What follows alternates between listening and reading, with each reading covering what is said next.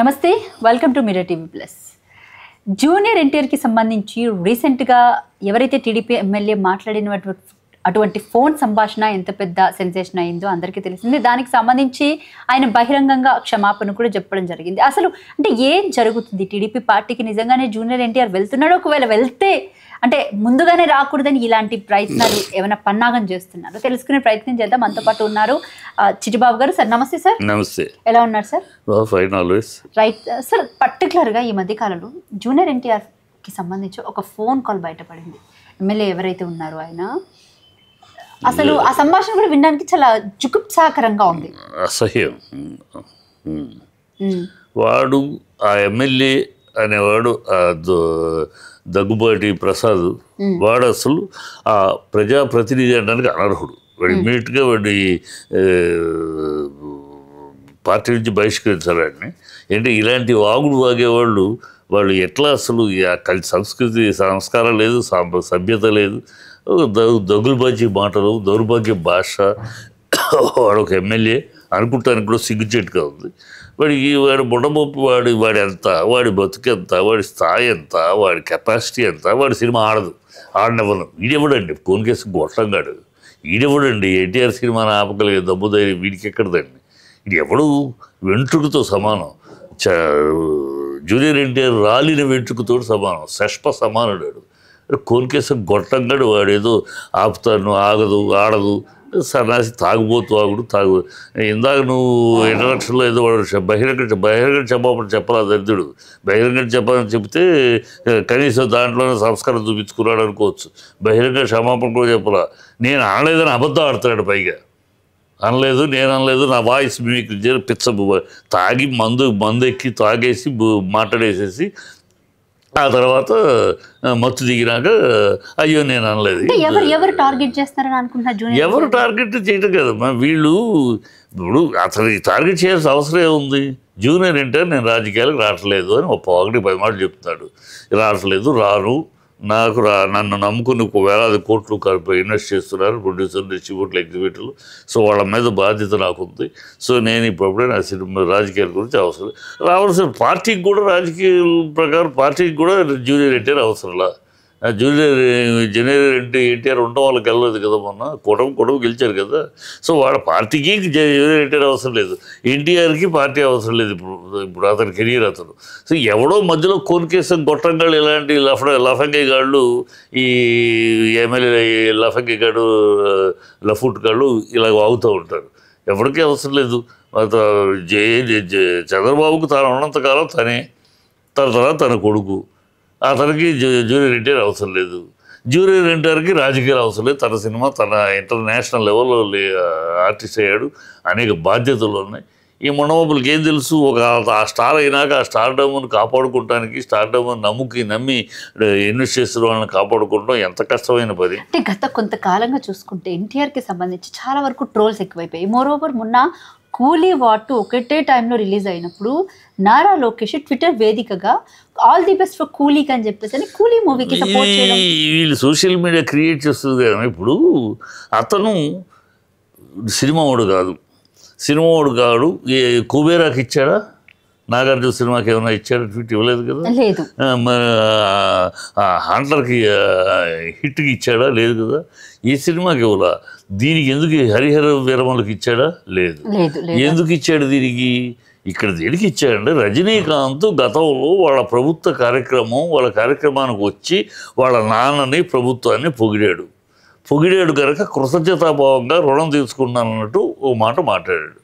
అంతేగాని మిగతా సినిమాల గురించి అసలు ఏ అవసరం, ఏం మాట్లాడతారు, ఎందుకు మాట్లాడతారు? అన్ని సినిమాల గురించి మాట్లాడే అవసరం లోకేష్కి సినిమాకి సంబంధం ఉంది? లోకేష్ సినిమా కూడా కాదు కదా.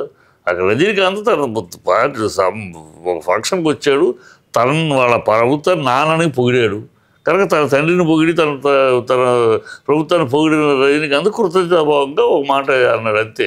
సో దీనికి అనలేదు, దానికి అనాల్సిన అవసరం అతనికి సంబంధం లేదు. దాని సినిమాలు కాదు కదా. కనుక సోషల్ మీడియా ఆ మాత్రం విచ్చట్లు లేకుండా ఏదో కెలుపుతూ ఉంటారు దౌర్భాగ్యులు. అంతకన్నా ఏం లేదు.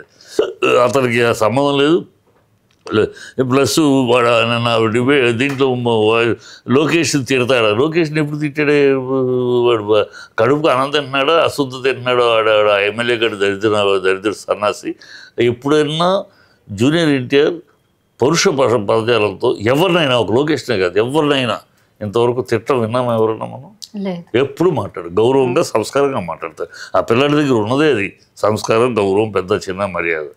అది ఇప్పుడు వాడు లొకేషన్ అట్లా తిడతాడా అని అంటాడు. ఇటు తాగి విన్నాడా? అదే చెప్తా, ఊరినే పని పాటలు ఎక్కడ వాడెవడో అడ్రస్ లేదమ్మా. దగ్గుపాటి ప్రసాద్ అనేవాడు ఇప్పటిదాకా నీకేం మొన్నదాకా తెలుసా? తెలియదు. వాడిని పబ్లిసిటీ చేసుకుంటానికి, వాడిని ప్రాముఖ్యంగా తెచ్చుకోవడానికి ఈ తాగుబోతం ఉండాల్సి వచ్చిన వాళ్ళు చేసే పనులు ఎదవలు. వాళ్ళ బురదలో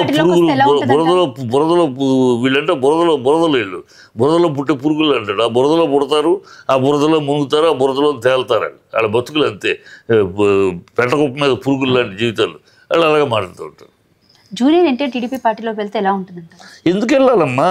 మీ గుల కోసం వెళ్ళాలా ఏంటి? ఎందుకు వెళ్ళాలి? అసలు మహత్తరమైన కెరీర్, మహత్తరమైన హీరోయిజము నేషనల్ ఇంటర్నేషనల్ లెవెల్లో ఉంటే రాజకీయాలు కదా ఏ అవసరం? అసలు అవసరం లేదు.